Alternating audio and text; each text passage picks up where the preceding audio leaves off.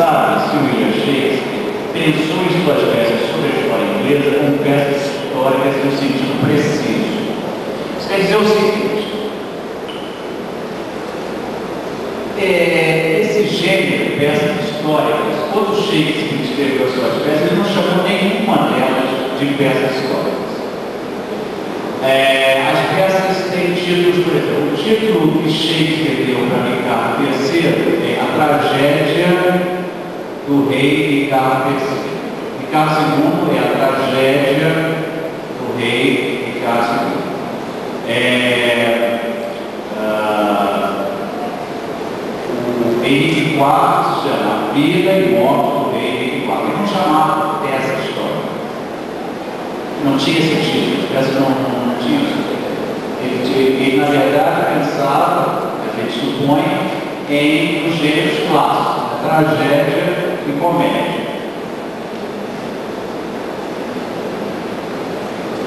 A designação do grupo de 10 peças, ele escreveu 10 peças históricas. Ele não foi o único autor da época a escrever peças históricas, porque ele chama outras peças históricas. Outros autores escreveram também. Bem, a designação do grupo de 10 peças, cujo tema foi retirado da história inglesa, que a gente chama de drama histórico, hoje em dia, são peças, drama histórico americano, são peças cujo enredo é tirado da história inglesa. Né? São personagens que realmente existiram. Né? Então, a designação dessas 10 peças como peças históricas foi dada pelos editores do chamado Primeiro Fólio. O Primeiro Fólio é um livrão imenso, né? E foi a primeira vez que se recolheu toda a obra dramática do Shakespeare num único livro. Os editores desse livro foram John Hemingway e Harry Condell, que eram, na verdade, colegas de Shakespeare na companhia teatral que eles trabalhavam. Essa companhia tem 2 nomes. O primeiro nome dela foi os atores do Lorde Camareiro, e o segundo nome foi os atores do Rei. Era assim chamado porque as companhias teatrais elas precisavam de ter alguém e os atores, na verdade, eram como se fossem criados de algum nome, mesmo do rei ou da rainha. Se não fosse assim, eles não poderiam trabalhar, porque seriam considerados como valor do vagabundo, pessoas que não tinham um emprego fixo. Então, esses 2 sujeitos, o Hemingway e o Condell, eles fizeram esse livro depois da morte do Shakespeare. O Shakespeare morreu em 1616, o primeiro fólio só saiu em 1623. Eles dividiram a obra de Shakespeare em 3 gêneros: tragédias, comédias e peças históricas, dramas históricos. As 10 peças históricas, elas cobrem um longo período da história inglesa. A primeira, falando não na ordem que o Shakespeare escreveu a peça, mas na ordem cronológica dos eventos históricos. O Rei João, cujo título original é A Vida e Morte do Rei João, ela tem início após o coroamento desse monarca, que era o irmão do João II, o irmão do Ricardo Coração de Leão. O coroamento dele em 1199.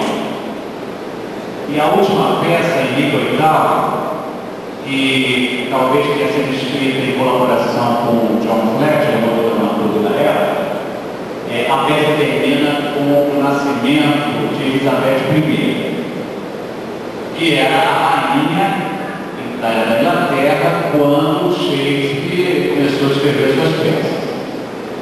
Quando ele escreveu essa peça, em 1613, a rainha já tinha morrido há 10 anos. Porque não seria de bom tom ele escrever uma peça sobre o pai de Elizabeth I quando ela estava viva. a última rainha da sua própria dinastia, uma outra dinastia, quando ele escreve essa peça, então não havia nenhum problema de, vamos dizer assim, isso, qualquer coisa do gênero, né? Naquela época, se você escrever alguma coisa que o monarca não gostasse, você tem que ter sua mão, sua cabeça, etc. Então, ele foi muito esperto e escreveu a peça 10 anos depois da morte de Elizabeth. Por ironia do destino, o teatro, eles tinham um teatro chamado Teatro Globo. O Shakespeare, você trabalhava no Globo, né? Trabalhava, era a companhia mais famosa e mais bem sucedida da época. Tanto que eles eram os atores do rei, né? Então, esse teatro Globo, ele, durante uma representação do Henrique VIII, no momento em que eles decidiram dar um tiro de canhão, a bala de canhão foi para perto do teatro, o teatro de Palha, o teatro do fogo, foi destruído logo, mas felizmente não morreu ninguém, se salvou, mas o teatro acabou. As outras peças históricas, é disso que eu vou falar mais, vou me deter mais, não me deter nem no Rei João, nem no Henrique VIII, compõem duas tetralogias, isto é, 2 conjuntos de 4 peças, tá? Que cobrem um período de 1397 a 1485. Esse período é muito importante na história inglesa, por causa do seguinte: 1397 quando começa o processo de abdicação do Ricardo II. Ele não abdicou por vontade própria, foi forçado a isso. Em 1485, quando há uma batalha, a Batalha de Boston, em que o Ricardo III, que eu vou falar agora, é morto e, morrendo nessa batalha,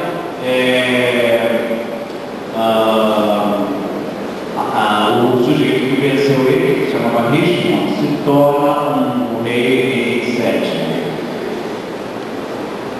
Por causa talvez da abdicação do Ricardo II, se criou o rei foi forçado a abdicar. Isso criou uma tensão muito grande no poder. E isso gerou o fato de que, se eu posso forçar, se aquele fulano forçar esse rei a abdicar, eu posso forçar esse outro a abdicar em conta dele. Por quê? Porque nessa época, os reis tinham um poder meramente simbólico. Havia nobres, barões, que eram muito mais poderosos, às vezes, que o rei. Então, no momento em que sustentava o poder do rei, era o fato, era um poder simbólico, em que o rei seria propriamente uma figura sagrada. No momento em que alguém, num golpe político, força o rei a abdicar, e pouco tempo depois esse rei morre em circunstâncias misteriosas, você sai de um sistema em que toda uma hierarquia baseada na honra entra em crise e você começa um vale-tudo do poder. Né? O poder, na verdade, não é mais o poder que se baseia numa força simbólica apenas, mas muito mais na força militar, na capacidade também de manipulação política. Né? Então isso vai gerar, agora isso vai fazer o quê? Isso vai gerar uma crise muito grande dentro da elite do poder. Uma crise tão forte que a única solução para essa crise foi a criação da monarquia absoluta. No momento em que todo o poder do reino, poder militar do reino, fica na mão de uma só pessoa, ou seja, somente o rei podia ter exército.